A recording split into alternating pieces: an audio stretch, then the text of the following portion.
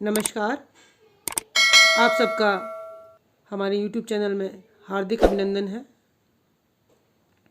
आज हम कक्षा 8 का विषय विज्ञान का हिंदी मीडियम की वर्कशीट सॉल्व करेंगे। तो जैसा कि आपको विदित है, यहाँ पूरी जानकारी फिल करने के बाद हमारा जो खंड आ है उसे हम सॉल्व करेंगे। तो खंड आ में 8 प्रश्न दिए हुए हैं, बहुविकल्पीय। पहला प्रश्न है, गुड़हल के पुष्प को अम्लीय विलयन में रखने पर विलयन किस रंग में बदल जाएगा? तो विलयन गुलाबी रंग में बदल जाता है।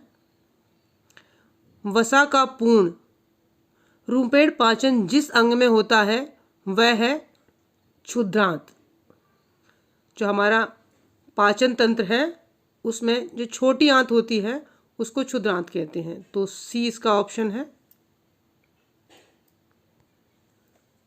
इसके पश्चात हम प्रश्न नंबर 3 पर चलते हैं।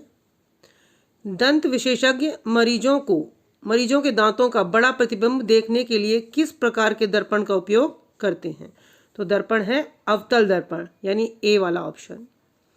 इसके पश्चात मार्च माह में अधिकतम तापमान के परिवर्तन को ग्राफ में दर्शाया गया है। एक्स अक्ष पर दिनांक और वाई अक्ष पर तापमान डिग्री सेल्सियस में प्रदर्शित किया गया है। तो दिनांक एवं अधिकतम तापमान की सही युग्म है। तो यहाँ हम पूरा देखेंगे तो 3 मार्च को 26 डिग्री सेल्सियस, यानी अधिकतम तापमान हमारा कब है? देखिए,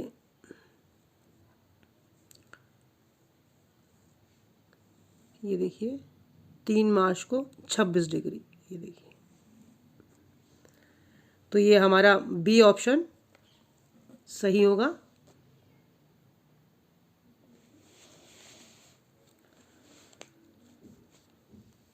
ये देखिए, यहाँ से ये 26 और ये 3, यानी 3 मार्च को 26 डिग्री। तो हमारे चौथे प्रश्न का उत्तर होगा बी, 3 मार्च 26 डिग्री। इसके बाद हम प्रश्न नंबर 5 देखते हैं। 2 द्रव्य आ और बा के विद्युत चालन की जांच करने के लिए एक समपरीक्षित का प्रयोग किया गया है। यह देखा गया है कि समपरीक्षित का बल्ब द्रव्य आ के लिए चमकीला दीप्त हुआ, जबकि द्रव्य बा के लिए अत्यंत धीमा दीप्त हुआ। निम्नलिखित में से कौन से कारण सही हैं? तो ये यहाँ जो कारण दिए हैं, तो इसमें बी वाला कारण हमारा सही है। द्रव्य आ द्रव्य बा से अच्छा चालक है। इसके बाद हम नेक्स्ट क्वेश्चन, चाल का मूल मात्रक क्या है? चाल का मूल मात्रक क्या है? तो चाल का जो मूल मात्रक है वो है मीटर प्रति सेकेंड, यानी हमारा डी ऑप्शन सही है।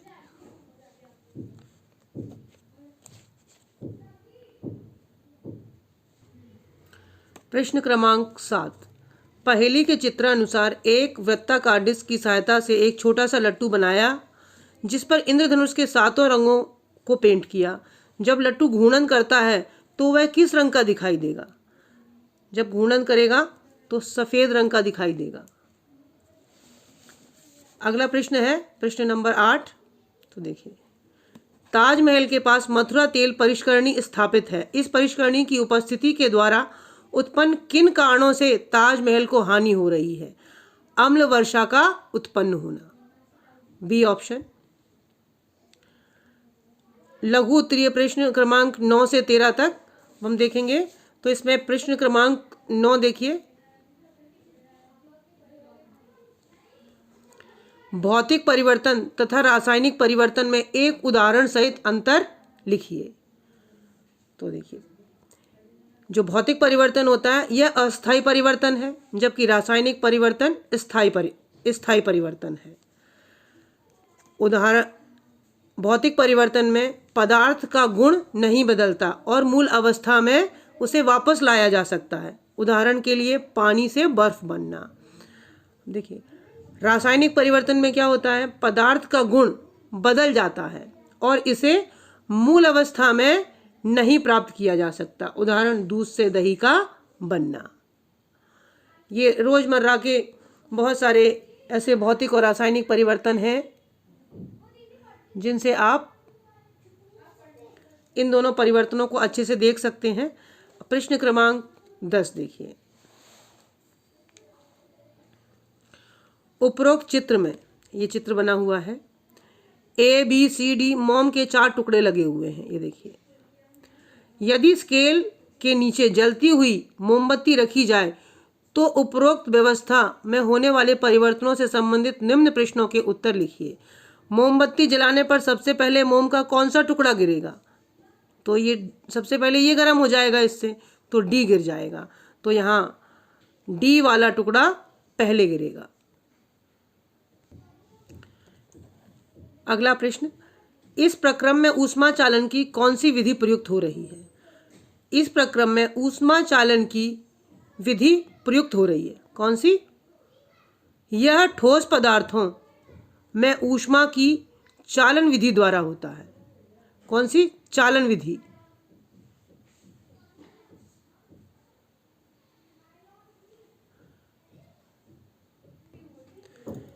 अगला प्रश्न, प्रश्न नंबर 11, प्रकाश संश्लेषण प्रक्रम को रासायनिक समीकरण द्वारा स्पष्ट कीजिए।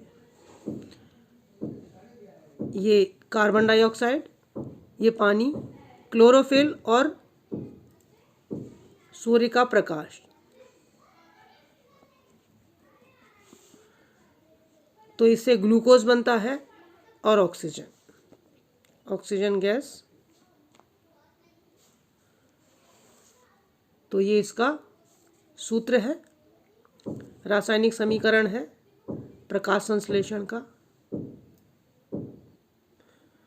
प्रश्न नंबर 12, कोई एक सरल लोलक दोलन 20 दोलन पूर्ण करने के लिए 42 सेकंड का समय लेता है, तो लोलक का आवर्तकाल ज्ञात कीजिए। तो आवर्तकाल ज्ञात करने के लिए समय बटे दोलन, ये इसका सूत्र हो जाएगा। तो समय कितना है? 42 सेकंड। दोलन की संख्या कितनी है? 20। तो 42 बटे 20। जब इसको काटेंगे हम 2 से, 2 एकम 2 और ये 0, 2 दूनी 4 और 2 एकम 2, तो 21 बटे 10 आ जाएगा। तो 21 बटे 10 सेकेंड। लोलक का आवर्तकाल कितने सेकंड का होगा? 21 बटे 10 सेकेंड का। प्रश्न नंबर 13, बूझों ने गुलाब के पौधे की एक शाखा को उसकी पर्व संधि से काटकर मिट्टी में दबाकर गुलाब का नया पौधा लगाया। यह पादप जनन की कौन सी विधि है? इस विधि के क्या लाभ हैं? यह पादप की कायिक जनन की विधि है। इसके लाभ, इस पौधे का विकास शीघ्र होता है, बीजों का अंकुरण होना या इससे लाभ मिलता है।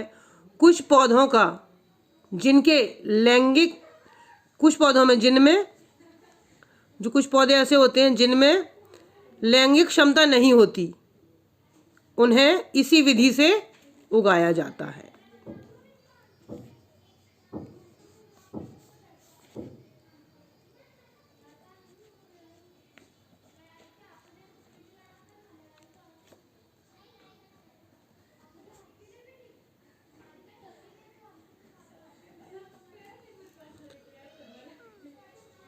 अब अगला प्रश्न देखेंगे हम।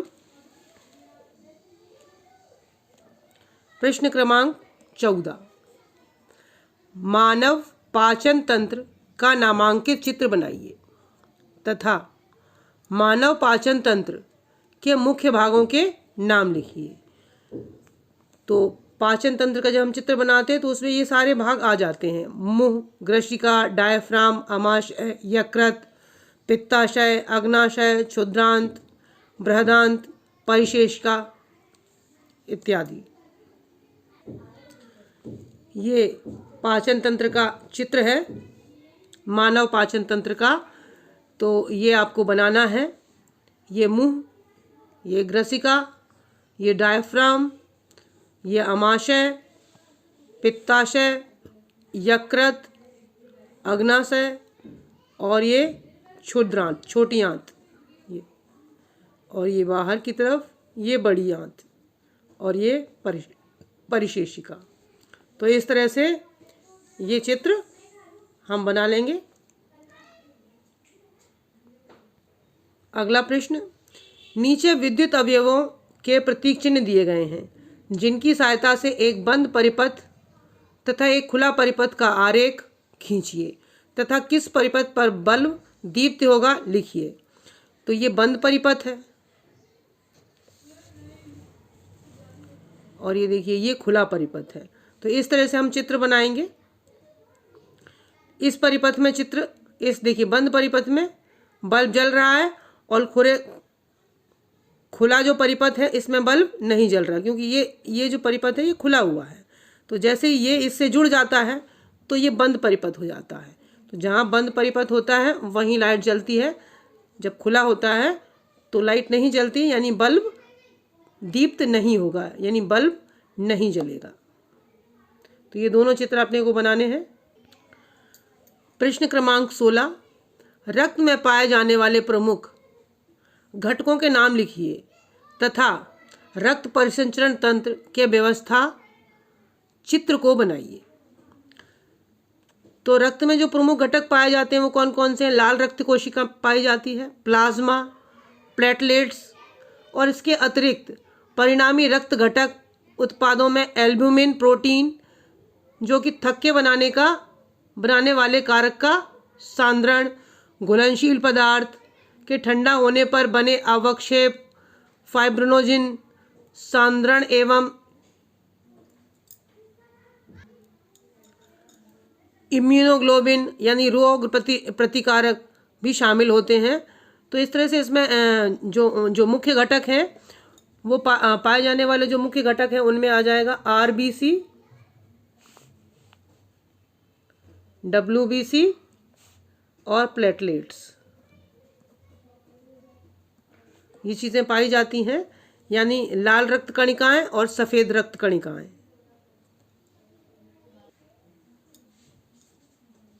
लाल एवं सफ़ेद रक्त कणिकाएं। और फिर देखिए ये परिसंचरण तंत्र है, रक्त परिसंचरण तंत्र, ये इस तरह से रहता है। तो ये चित्र हम बना लेंगे।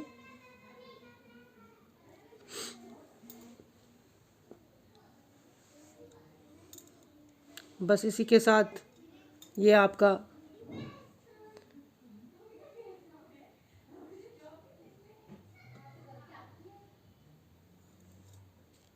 पेपर पूर्ण होता है। हम इस तरह से लिख लेंगे इसको।